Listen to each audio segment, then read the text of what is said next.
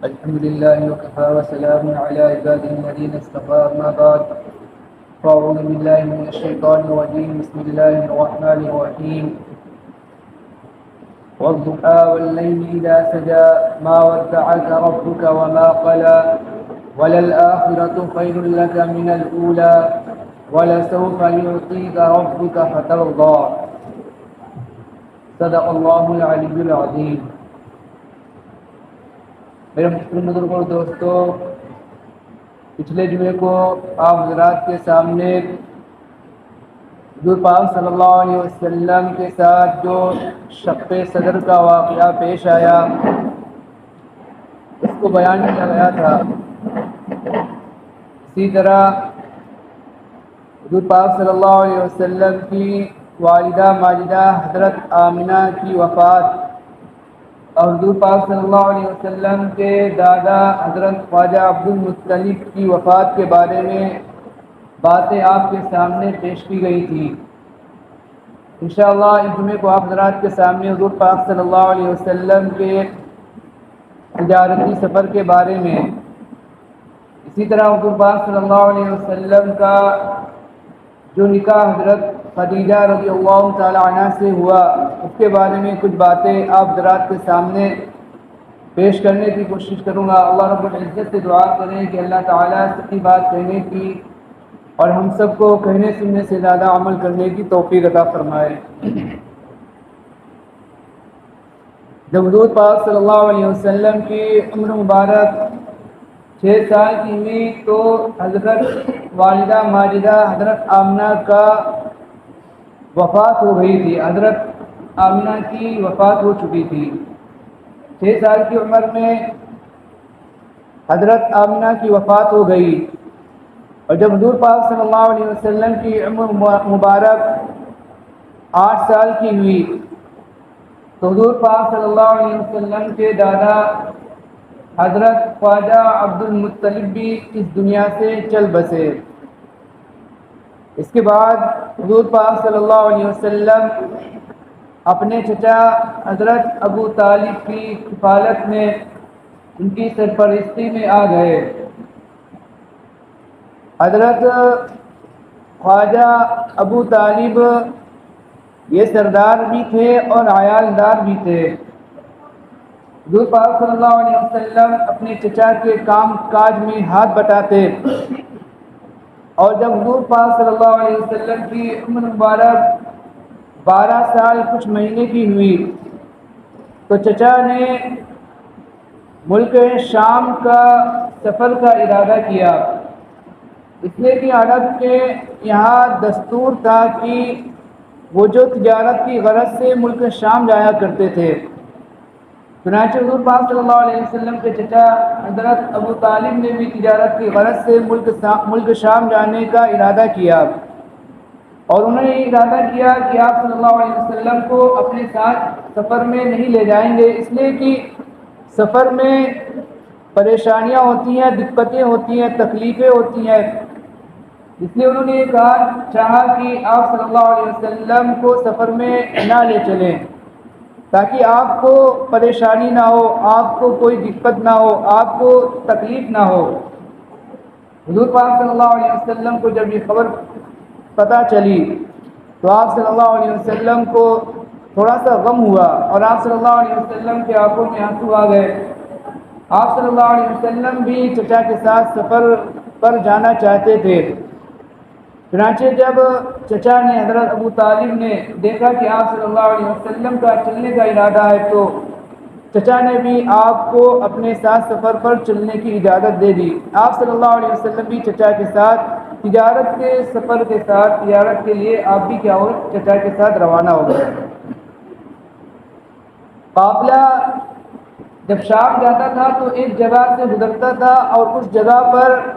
ایک عابد ایک راہب رہا کرتا تھا اور وہ عابد و راہب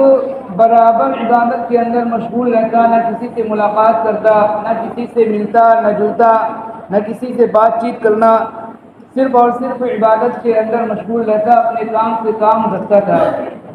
لیکن جب وہ قافلہ جس کے اندر حضور پاک صلی اللہ علیہ وسلم موجود تھے، جب وہ قافلہ اس جگہ پر پہنچا تو وہ راہب اپنی عبادت گاہ سے نکل کر قافلے والوں کے پاس آیا اور قافلے والوں کو دیکھنے لگا، ایک ایک لوگ کو دیکھتا گیا۔ جب حضور پاک صلی اللہ علیہ وسلم پر اس کی نظر پڑی تو حضور پاک صلی اللہ علیہ وسلم کو بہت ہی غور سے دیکھنے لگا۔ لوگوں نے جب اس راہب کو دیکھا، اس عابد کو دیکھا، تو اس سے کہا کہ آپ تو اپنی عبادت گاہ سے باہر نہیں نکلتے تھے، کسی سے ملاقات نہیں کرتے تھے، کسی سے بات چیت نہیں کرتے تھے، پھر اچانک آپ کا یہ خلاف معمول لوگوں سے ملنا جلنا، یہ آپ کا ایسا کیوں ہوا؟ تو اس راہب نے کہا کہ جو صاحبزادے تمہارے ساتھ ہیں، یہ صاحبزادے یہ جو رحمت للعالمین ہیں، اللہ تعالیٰ انہیں تمام عالم کا رسول بنانے والے ہیں، یہ تمام عالم کے لیے رحمت ہے، یہ رحمت للعالمین ہے۔ پھر اس راہب نے، اس عابد نے لوگوں سے پوچھا کہ ان کے سرپرست کون ہیں؟ تو لوگوں نے بتایا کہ ان کے سرپرست ابو طالب ہیں۔ تو اس راہب نے حضرت ابو طالب سے ملاقات کی اور ان سے کہا کہ آپ جو ان سے پورا واقعہ بیان کیا اور ان سے کہا کہ آپ اپنے ان صاحبزادے کو، اپنے بھتیجے کو جو واپس جو مکہ بھیج دیجیے، واپس گھر بھیج دیجیے، اس لیے کہ آگے یہودیوں کی بستی ہے اور یہودیوں کو اس بات کا پورا یقین تھا، وہ اس بات کا یقین کرے ہوئے تھے کہ آخری جو نبی آئیں گے وہ جو بنی اسرائیل کے اندر آئیں گے، لیکن اللہ تعالیٰ نے آخری نبی کو جو بھیجا وہ بنو اسماعیل کے اندر بھیجا، اس لیے کہیں حسد اور بغض کی وجہ سے یہ حضور پاک صلی اللہ علیہ وسلم کو کوئی تکلیف نہ پہنچا دیں، اس لیے آپ جو ان کو واپس مکہ بھیج دیجیے۔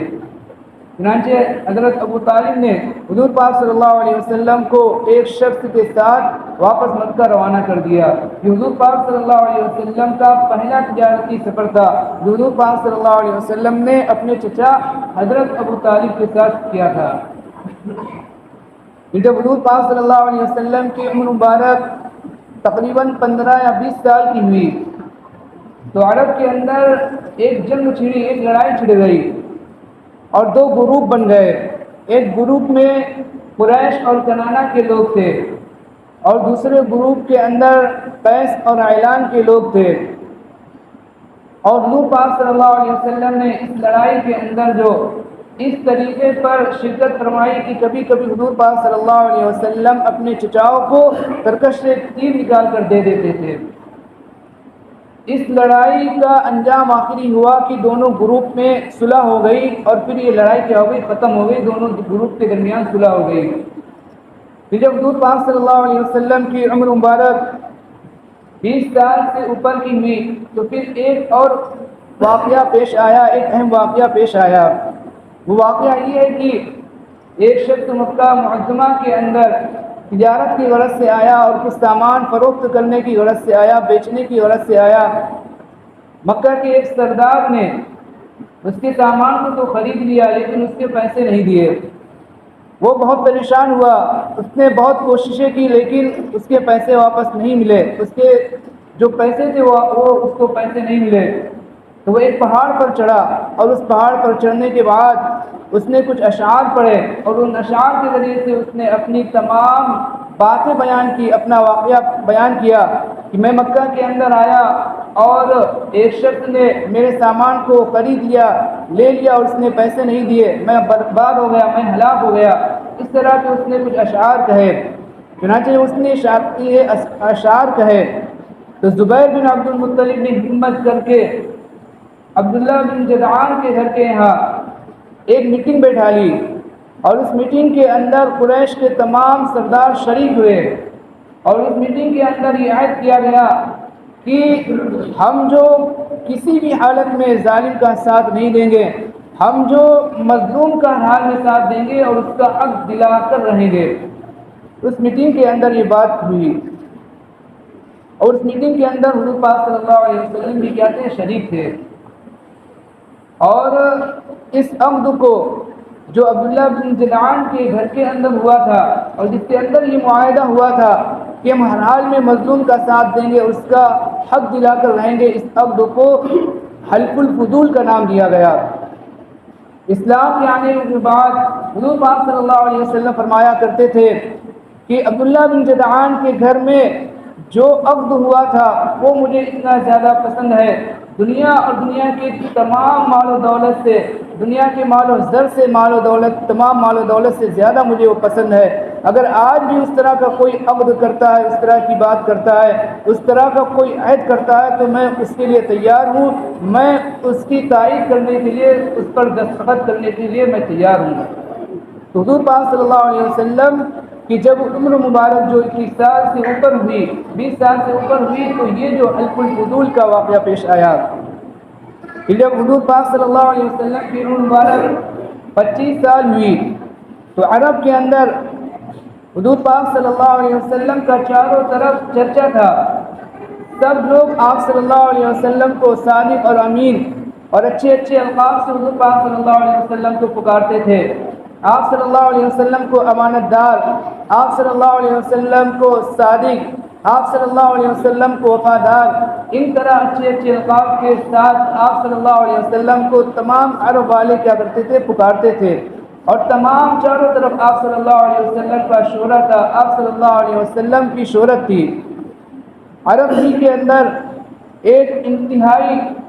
معزز ترین خاتون تھی حضرت خدیجہ رضی اللہ تعالی عنہا۔ اللہ تعالیٰ نے حضرت خدیجہ رضی اللہ تعالی عنہ کو بہت زیادہ عزت سے بھی نوازا تھا، اور اللہ تعالیٰ نے بہت زیادہ مال و دولت سے بھی حضرت خدیجہ رضی اللہ تعالی عنہ کو نوازا تھا۔ حضرت خدیجہ رضی اللہ تعالی عنہ کے 2 شوہر وفات پا چکے تھے، اور ان سے جو چند اولادیں تھیں، عرب کے بڑے بڑے سرداروں نے حضرت خدیجہ رضی اللہ تعالی عنہ کو نکاح کا پیغام دیا، لیکن انہوں نے کسی کا بھی پیغام قبول نہیں کیا۔ جب ان تک حضور پاک صلی اللہ علیہ وسلم کی خبر پہنچی، آپ صلی اللہ علیہ وسلم کی خوبیوں کی خبر پہنچی، تو انہوں نے حضور پاک صلی اللہ علیہ وسلم کے سامنے تجارت کی پیشکش رکھی کہ آپ میری طرف سے جو میرے غلام کے ساتھ تجارت کا مال لے کر تجارت کی غرض سے جائیں، تجارت کریں، اور اس کے اندر جو نفع ہوگا، جتنا میں نفع جو دوسرے لوگوں کو دیتی ہوں اس سے زیادہ نفع میں آپ کو دوں گی۔ حضور پاک صلی اللہ علیہ وسلم نے ان کی اس پیشکش کو قبول کر لیا، اور آپ صلی اللہ علیہ وسلم